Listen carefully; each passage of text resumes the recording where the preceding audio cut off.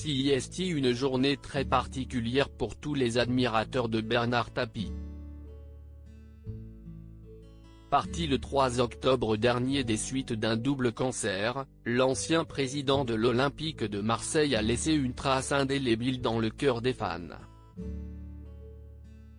Avant de se faire attraper par des histoires de corruption, il a écrit les plus belles heures du club phocéen aux côtés de joueurs d'exception, à commencer par Jean-Pierre Papin.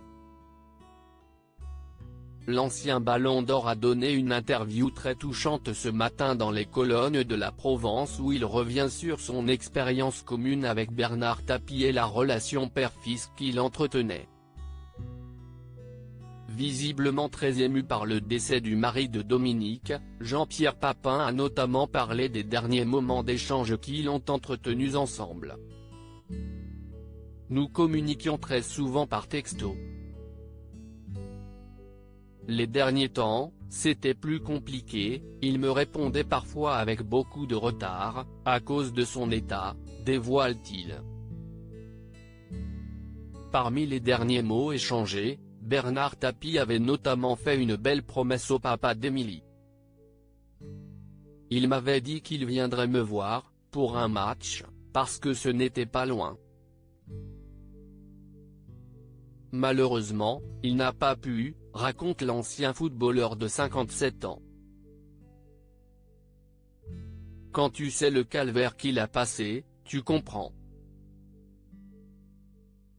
Très proche de l'ancien propriétaire du Phocéa, qui a fait preuve de courage jusqu'au bout, Jean-Pierre Papin ne veut pas le moins du monde à celui qu'il considère comme son père. Quand tu sais le calvaire qu'il a passé, tu comprends. Conclut-il dans cette interview où il revient également sur la grande proximité qui existe entre sa famille et celle du Marseillais d'adoption. Stéphane Tapie a été mon témoin de mariage et Florence, mon épouse, sera avec moi à l'enterrement, indique-t-il. Si plusieurs joueurs de l'OM ont fait part de leur attachement à l'ancien boss marseillais, Jean-Pierre Papin est probablement celui qui avait la relation la plus forte avec le regretté Bernard Tapie.